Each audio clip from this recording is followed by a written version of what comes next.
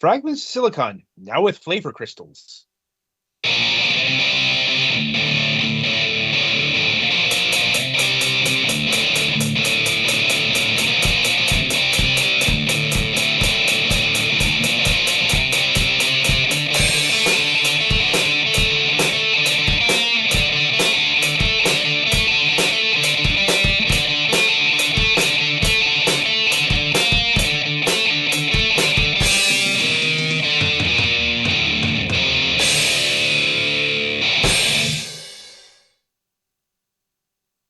All right, welcome to another installment of the Fragments of Silicon Daylight interviews.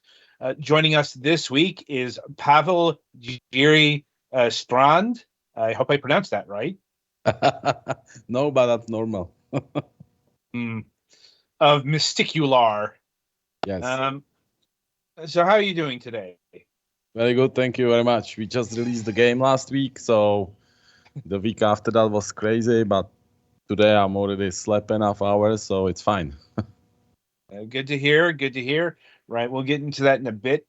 But first, how we'd like to get started is we'd like to get to know the people behind the game, the studio, and all that business. And we do this by asking this particular question. What got you interested in video games, both on a personal and a professional level? I'm already like 50 years old, and my first computer I have when I was like 10 years old, and it was like 8-bit computer that nobody else had, which was like Commodore 116, very rare. And there I was not able to exchange the games with anybody, so I started to program games myself, and that's how it all started. Wow. Yeah, usually it's a Commodore 64. Yeah, this was very rare. It was kind of like educational computer because it have already installed BASIC in the ROM. So you just turn it on and you can start the program. And actually, from that moment on, for me, the biggest joy or life challenge is like when I see an empty space with the cursor blinking on and I can start to write code. Old habits die hard, I suppose. Yeah. Like, what kind of games did you make for the Commodore 116? Yeah, I was like learning, so I started in BASIC and I was doing like the basic. I don't know if you remember those games. It was like flies and like jumping, and it was just like simple mathematical simulation of the curves. And then I did like a pool game, which was in text mode, but it was quite fun. And I wrote like a text game. That was my biggest game there. But I ran out of memory because it had only 16 kilobytes, and a lot of that was used for graphics card and so on. So we was not able to finish that game. I'm like, how unfortunate. Yeah, but it's like I think it been played like by 3 or 4 people in that time, so it's okay, I think. And I'm guessing this is a passion that never went away. Yeah, when I move like older, I love it. I love to do the games, but then I move more like to business side of because I kind of felt like games are for kids. And I've been like 20 years out of the gaming, and then I came back like 8 years ago or something like that and started to do it professionally. I was always like playing with that to do games, but 8 years ago I started to do it like full time. Okay. And what caused that spark there? What caused you to, go into, modern day professional gaming? You know what? I actually been like through some hard times before that, and I was like, I was actually in America for a while and trying to fix some business company that I have with some guy, and I was like there alone. My family was back in Czech, and I just saw the Dark Souls, and actually Dark Souls 1, and I watched the video. I was like, fuck, man, when I finish this job, I'm going to play Dark Souls 1, and that's what bring me back. Dark Souls? Yeah, Dark Souls 1. Like, because, that was a period that the game's kind of like you buy a game and it was like also like lame and easy and like no fun. But the Dark Souls for me, it was like new spark. It was like, yeah, this game is like, it's hard but fair. And yeah, that bring me back after long years. Like, yeah. Yeah. I can't say I'm particularly familiar with that game, but good enough for it to bring you into the gaming space of today, I Maybe I'm suppose. pronouncing it wrong. Dark Souls. Dark Souls? You don't know Dark Dark Souls? Souls, Adam. Dark. There we go. Mm, Yeah, sorry, my English. It's It's fine. I fine. got you. Yeah. Yeah. I'm like, in fairness, that could have been something else. No, it's a Dark Souls. Yeah. Yeah, Dark Souls. Famous. Yeah, the I thought famous Dark Souls. Yep. yeah. Anyway, so at what point did you decide to, make games commercially, for money and all that? Yeah, well, then I've been like, I started new business and it quite make a lot of money. And I was thinking like how I will move forward. Have some like serious income, and I was thinking like to do some investment. And I was looking to who I will invest the money. And actually, I decided the best investment is back to myself. So I grow up the business and just kind of like make it bigger and start to do also the games with that other business, and then slowly I move to do only the games. Like I'm now like doing 80% of my time games and 20% some other business to make like, because that's still, if you build something serious, you have some responsibility and connections. You don't just drop it, just continue. On the context, but that's understandable. Yeah. And now, is the Mystiqular game studio and this other business separate entities, or is like all that all okay? Yeah, that's a completely new entities. Like I have another game company which is more for like AA games. It's called Gold Knights, and we did their game Last Oricru. I don't know if you heard about it. It's a kind of RPG Dark Souls inspired, or it's called Souls-like game. And with Mystiqular, it's more like family business. It's like I'm doing that with my wife, so it's a separate entity. Let's see, what was the name of that other game again? Last Oricru. The Last Oricru. Not ringing a bell, but I mean Yeah, there are a lot of Souls likes these days, or exactly. Soulsborns. Yeah, we've been working on that for 7 years. So when we started, it was like great idea to do Souls-like game, because in that time there was only Lords of Fallen and I think the Sultan Sanctuary. And when we finished, the market was so saturated with Souls-like game that we kind of fade in the whole flame of Elden Ring. Yeah, that is unfortunate, but the market is the market, I suppose. Yep. But we are here today to talk about Mysticular's first release. And that is Revive and Prosper. Yeah. So, for the uninitiated, what is this game? It's a combination of Timberborn going medieval and Factorial. So it's a kind of game that you have a limited amount of characters in post-apocalyptic world, and you can build their stuff from resources. So that's kind of like going medieval element, or Rimboard, which is like even more, it's more simplified than Rimboard, yes.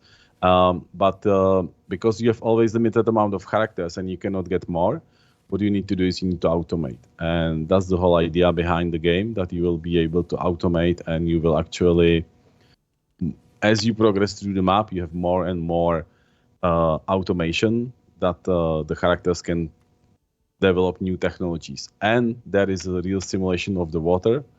So what you need to do is you need to actually play with the water. So your friend is playing that on the screen, and if he can just right click on the terrain, like right click. Yeah, he tried to place it in the right click on that terrain.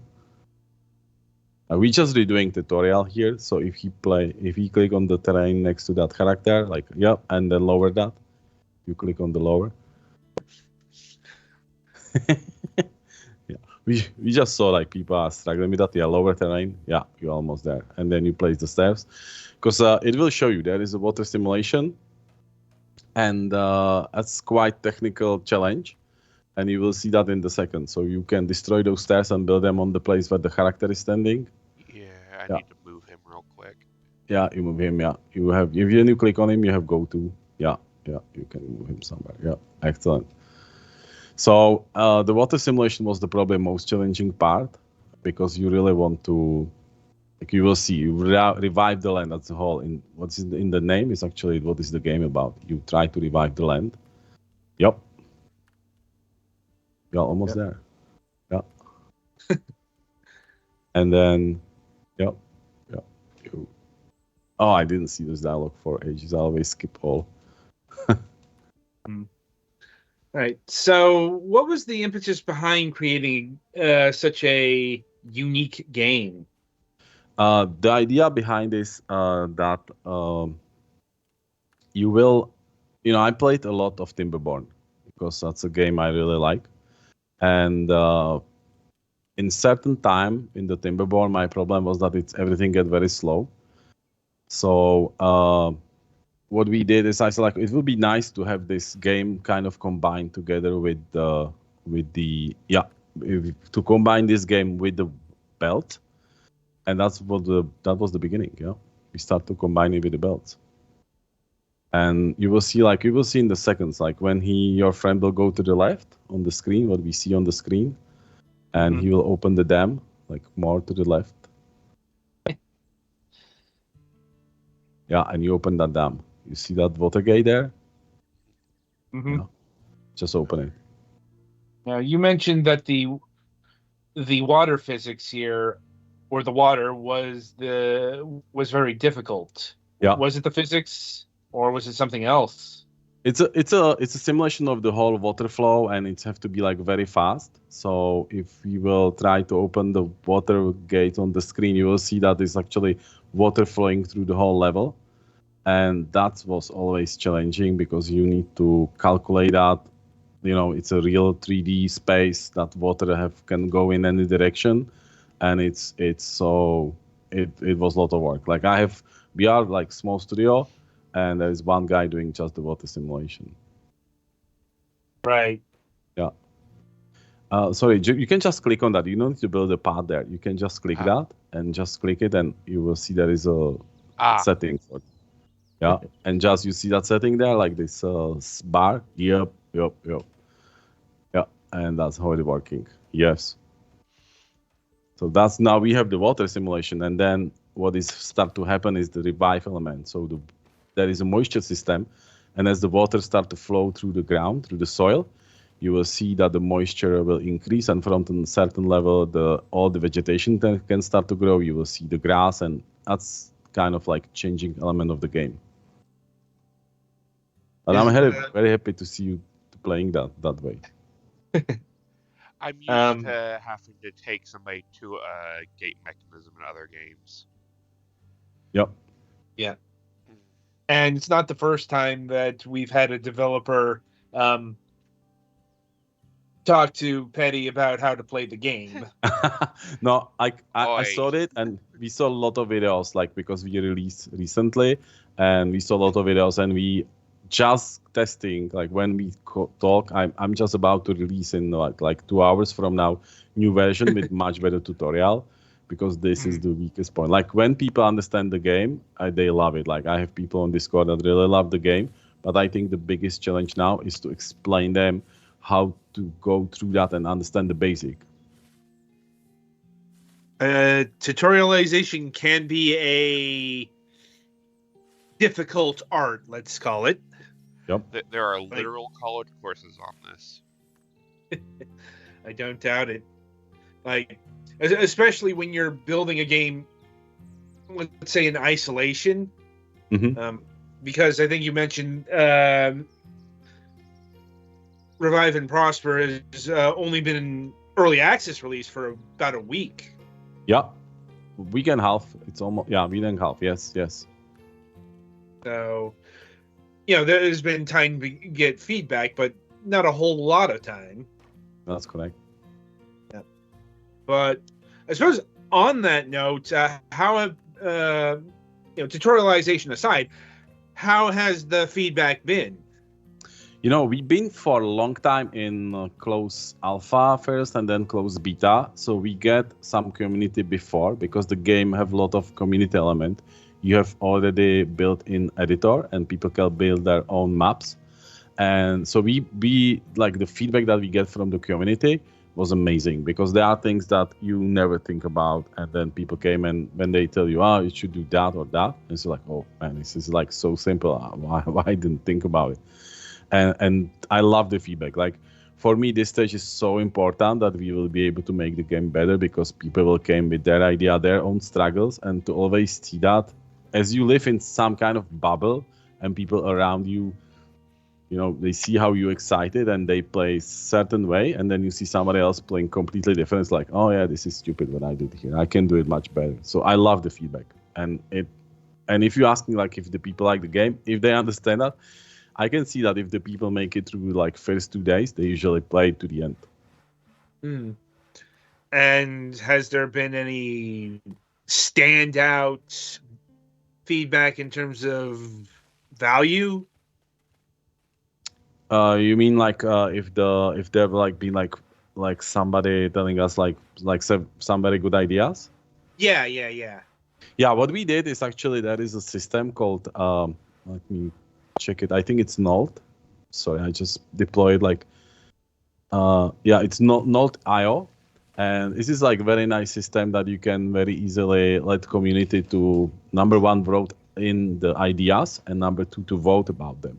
And we have about I think it's 30, 40 feedbacks, and like at least 10, 15 of them are very major, and we're definitely going to implement them. It's amazing. Like people came with so many bright ideas how to make every day much more easy. And I spent last 2 months mostly just doing the quality of life in the game, like make all the tools that you can massively mark things and so on, and still not enough. Like it's amazing how complex can the game get. I don't doubt it, especially when you've got a simulation style game like this. Yeah. Especially since from what I've been gathering, like on the Steam page and and everything, the actual scope is going from here to space eventually. Yeah, exactly. That's the idea behind the game. Like you start, like just imagine, like you start with few band of mutants, and you will start with cutting out the first dead wood, and then after like few hours, which will be in tens of hours, you will fly to the Mars and terraform the Mars. And that's what I like on the games. This kind of experience that you cannot have in the real life. Like you cannot in real life now decide that you will cut the piece of that tree and then 2 months from now you will be terraforming Mars. It's unreal, but you can experience that in the games. And I think that's the main purpose for me for the games is that to have the experience, like condensed experience that is not realistic in this lifetime, at least for me. I don't know how you, maybe you're flying to Mars every day, but I don't. I'm like, well, considering that no sort of immortality exists for humans, I cannot say that I would experience this either. I'm like, like I said, just getting to space is still a huge endeavor for the human race. So, but in terms of video games, this premise reminds me of the Civilization series. Civilization is more like this game it's more oriented like units that actually Civilization is like, okay, I have like tens thousands of this and then thousands of that, but this is more like there is, because you have limited amount of characters, and you will see there is in the end only 6 of them, and then you can increase that number to double to have like golems, so you can have 12 characters, but that's always the limit. And so the automation is really key, and like the moving the items, the individual items, that kind of, I would say maybe micromanagement it's a completely different experience. It's more really like if you play the Rimboard. I don't know if you play that.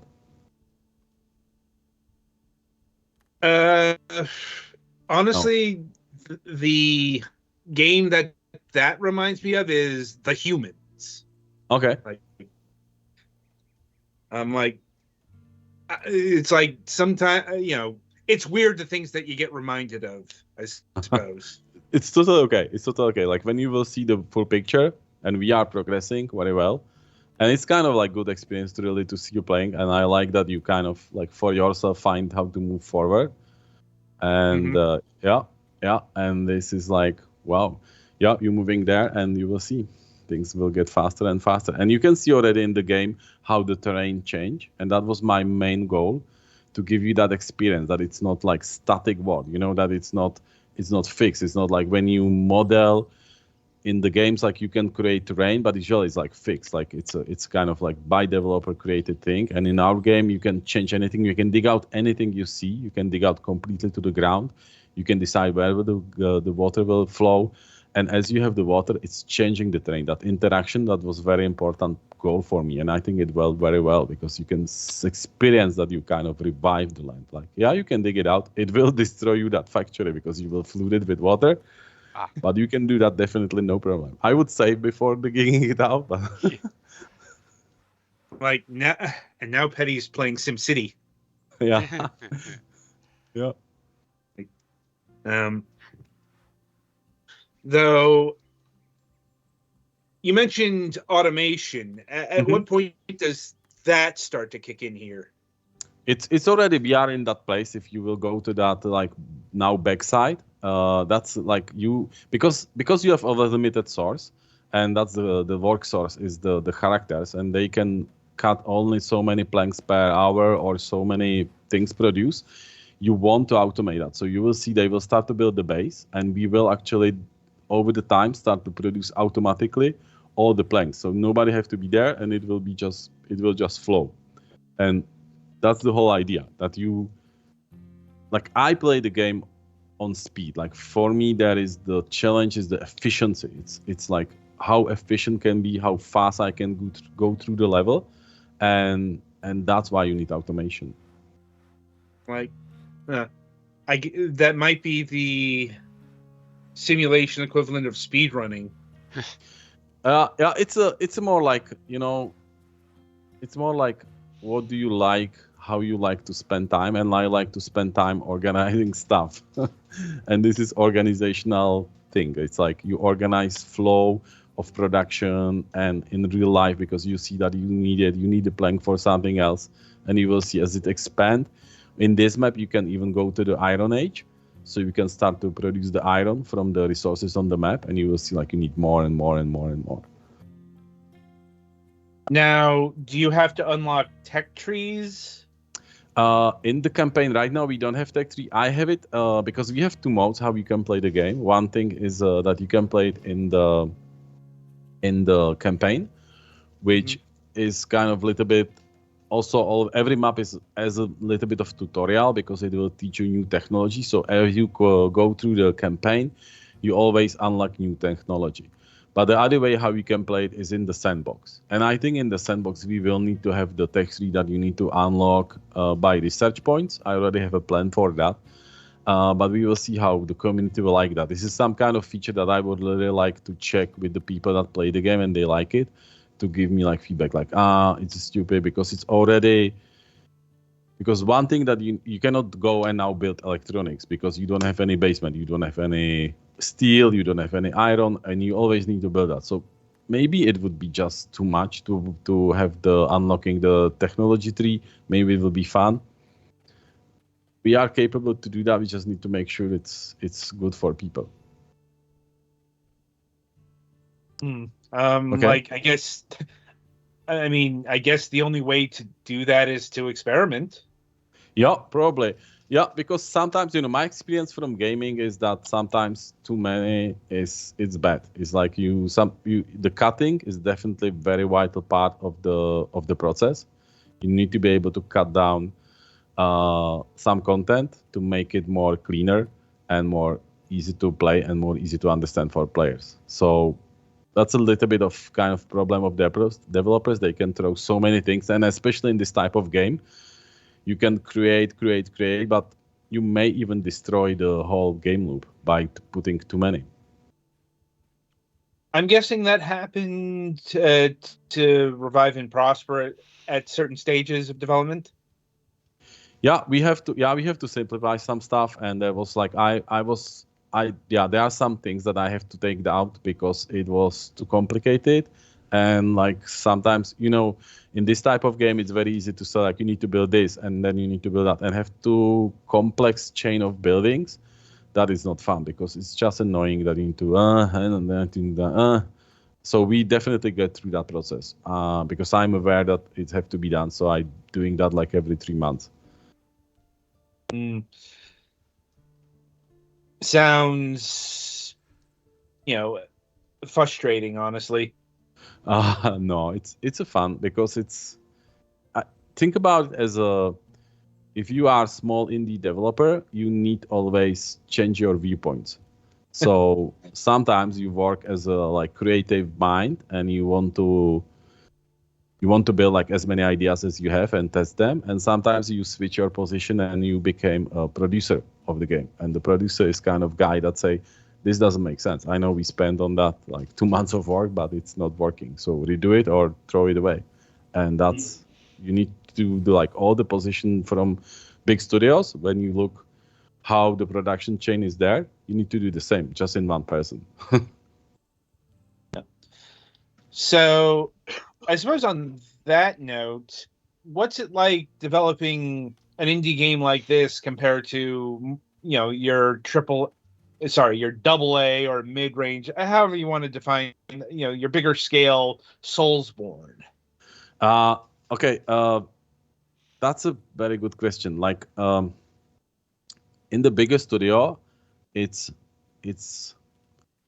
actually for me it was more frustrating because you have like 40, 50 people, and if you want something to be done and you can do it in 2 hours, and then you wait like 3 days for that to be done because like this guy is not so fast and all that thing, but there is so many things happening that you cannot do it yourself. It's kind of like, okay, we are not so efficient as we can be, but that's how it is because we're doing so many and the game is so big. It was always for me frustrating, that part. On the other hand, like with the people, there is always like you can meet some incredible people that are able to do like amazing stuff that are much further than you will think about, and that's a positive part. Like they can surprise you, bring in stuff that's like, oh wow, I didn't. You even like me be upset at why I didn't think about it myself, and stuff like that. So the indie is more intense, and for me, I like it more because I am developer, and in that bigger indie game, I've been like in that bigger game, double A game, I've been a game designer, and that took me full time, and I was not able to write so much code. I just wrote some server side and stuff like that.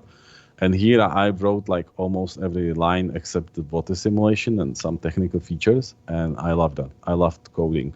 As I told you in the beginning, my biggest challenge is the empty screen with the cursor blinking on it. Mm-hmm. And how do you balance the two halves of your game development persona, let's say? I think the only way how to do that is actually like by putting a lot of hours and just kind of like, okay, now I'm doing that, and be like have a discipline to switch and have now different viewpoint. Like, are you ever worried about getting burnt out? No, that's not my problem. No, I don't feel that's something. I'm not afraid of that. I'm able. Like honestly, I work like 300 to 400 hours every month, and I have no problem with that. I don't feel that as a limit. I can find motivation every day because I love what I'm doing, and the only thing that really can kill me is like to not be successful. that's on the other hand like very hard for me. Like if I'm failing, it's like, oh, it's so heavy for me. Like you put so much heart into stuff and then people don't like it or like problems. That's the hard part. But to burn out, I don't think so. That will be an issue. And how would you define success for yourself? Like I think every indie what he's dreaming of is to have a game that is played enough that because usually even in the smaller indie game you need to invest, like you put your money and time into it, so you definitely want number one to get that investment back and have some extra, that you have this kind of independency that you can actually go and build another game without being worried what you will eat tomorrow. I think that's a success. And for me, it's not. Also, probably another definition is like people like my product. I don't need to be like famous, but I will love people like to play my games. And your trend is moving very well. Oh, that's good. You know, we have experience with playing such games. You know. Yeah, cool. Like, anyway, so what stage of early access is Revive and Prosper in right now? So we have in the game you go through the ages. There will be different planets, and I want every planet to be like completely different experience, which means like when we fly to the moon, there will be different gravity. You need to handle the air, and if when you fly to the Mars, it will be a completely different experience, like unfreezing the water from the poles, from the ice, and little bit different gravity, no air and stuff like that. So in terms of Earth, we are now going through the ages, and we are in the Iron Age. We are now working on the Chemical Age. So I would say that the Earth, we have something like 50%. So in total, we are about 30% of the whole development. Plus, there will be ton of work on as the game will get bigger. Every technology will be like more balanced, more checking, more complexity. So in terms of work, it's probably 20%. Although we have to say that it's already like 60 to, depends on how good you are, but 60 to 80 hours of gameplay. And with the community maps, that's another like 40, 50 hours. So there is, I would say, solid 100 hours of fun. Not surprising, given the influences. You know, like I know people who've lost hundreds of hours of their lives to Factorio. Yeah.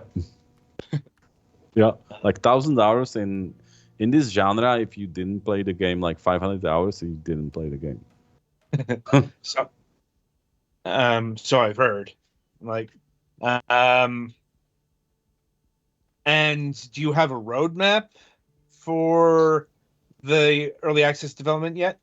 I do have a roadmap, but it's kind of like quite flexible because we really, really depend on getting feedback from community, because we have a lot of different side paths that we can take, and I have general roadmap, but what will be the order of actions really depends on the feedback. Because if people say like, oh, we want to add like more enemies and monsters, and they will say like, no, we don't need it. We need more. We want more technology. We will do more technology. Makes sense. And are you hoping that as you add layers of complexity to the game, that the systems already in place don't break? Yeah, we like that would be the tricky part. Like for that, you probably need to increase the QA department, because right now it's like one lady doing the marketing and QA, and I'm doing QA also because I play the game like myself from time to time, and I always get like a ton of things that I want to change or fix. But yeah, if it will be more complex, depend on type of the work. Like if we only add the technologies, that would not be so complicated because we have very good system, and the game will be open for modding, so people would be able to add their own stuff in the game themselves. But if we will do changes like different type of thing. Like we just edit, for example, the meteors and stuff like that. That would be that can be tricky for the for to keep the game bugless. Hmm. And has a mod scene already developed? No, not yet. We are not there yet. Like we just started early access, and I don't want to be like mod from outside in terms of people will hack the. It's an Unreal Engine, so I don't want people to go and hack the Unreal stuff. I wanted to build it in the way that it's actually inside the game and it's easily integrated. You can use Modio or some other tool, like maybe Steam Workshop, to download and play with the mods, because I definitely hate when the like I don't know what is your experience, but I have like 3 kids, and to mod the Minecraft, which you as a parent in certain period of your life with the kids definitely experience, is a nightmare. So that's something I don't want to have in my game. I want to have it seamless for the people. Like they just go and play the map and we tell them, you need this mod, and it would automatically download it for them, and they will just play it. And how long do you think the early access period is going to last?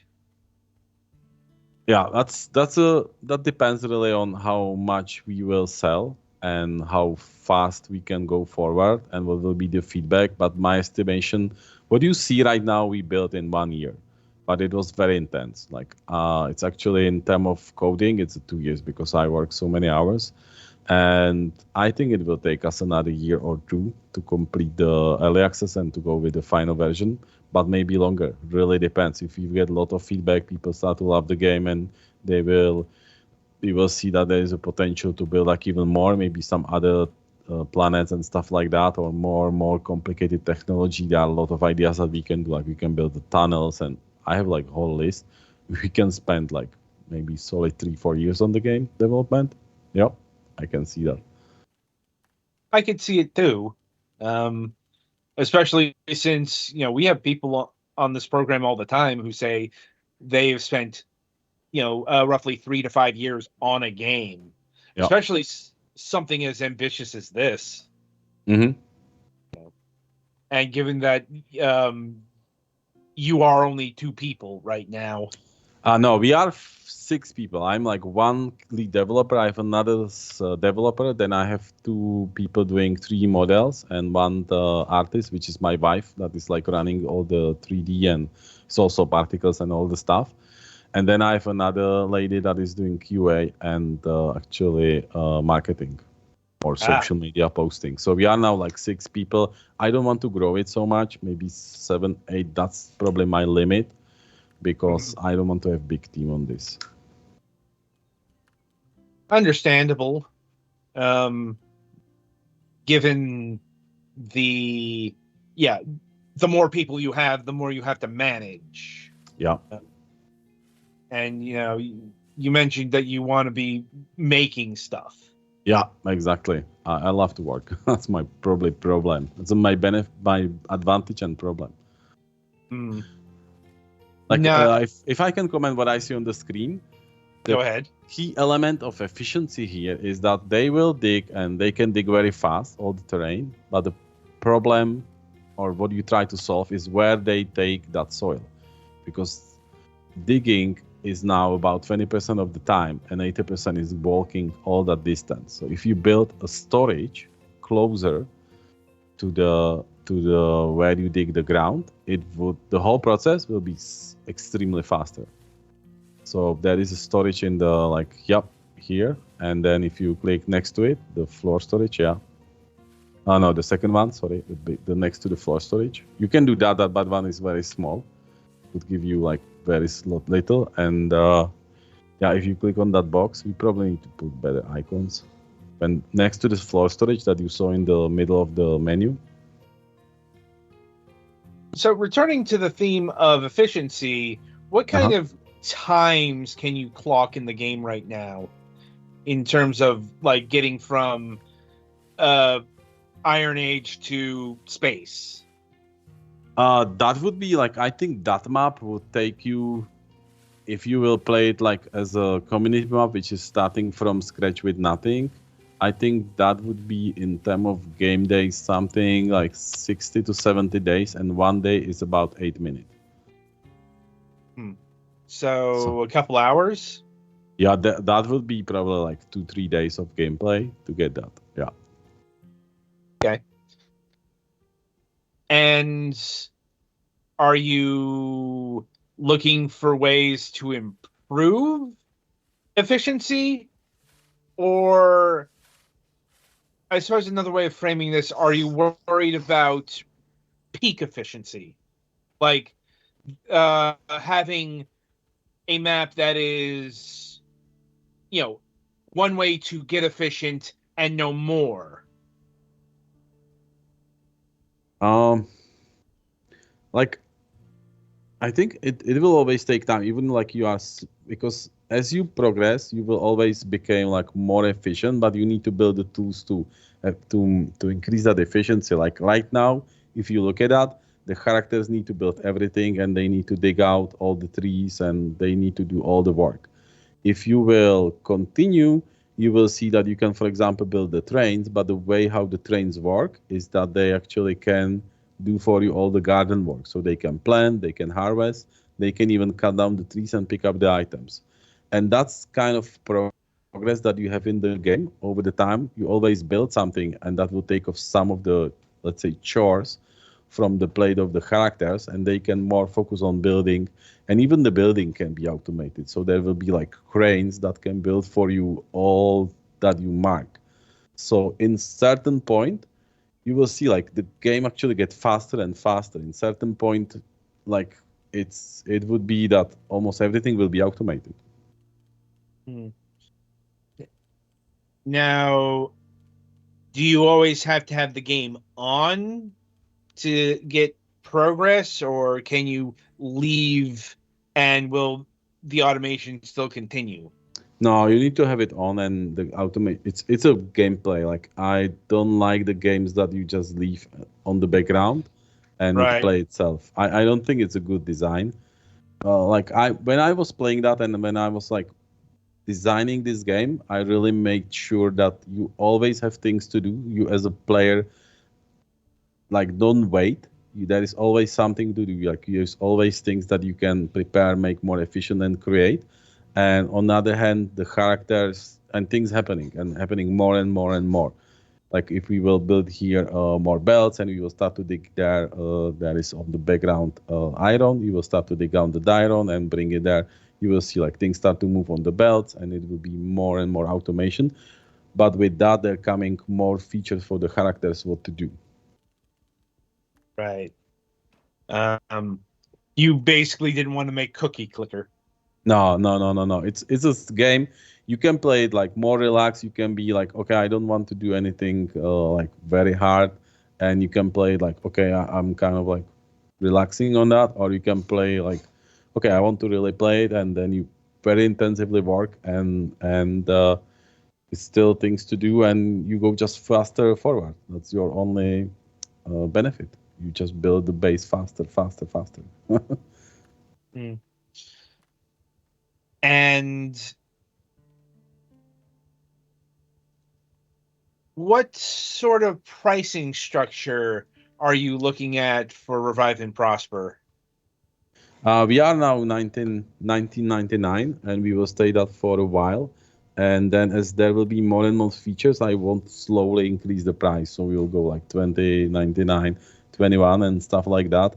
In the end, we will end up something between 25 to 30, depends on how successful we will be. Probably not going over.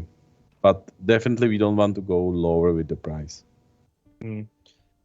And I know it's early days, but can you comment on how the game's been faring so far?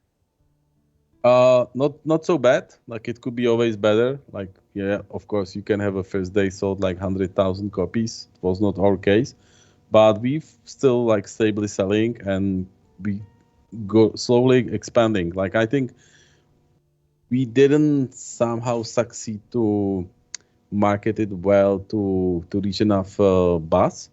But we have chances. The people will play the game. They will understand the game more. I believe that would be something that people is like, oh, I like it. Actually, I want to play this game, and more, and we will be expanding hopefully. Hmm. Well, good luck to you. Thank you. Right. So I think I've run through my gamut of questions. Petty, do you have anything further to ask?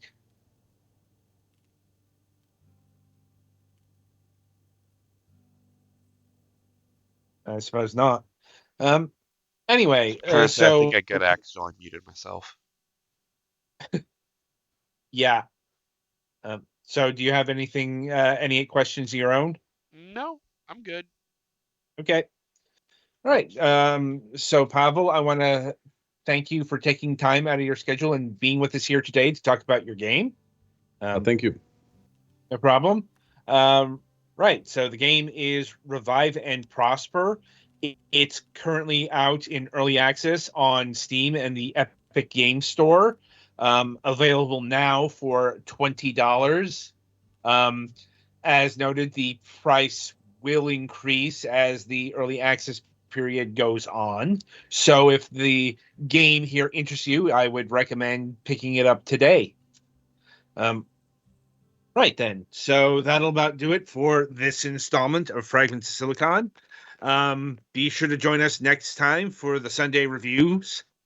And until then, I shall wish you good gaming.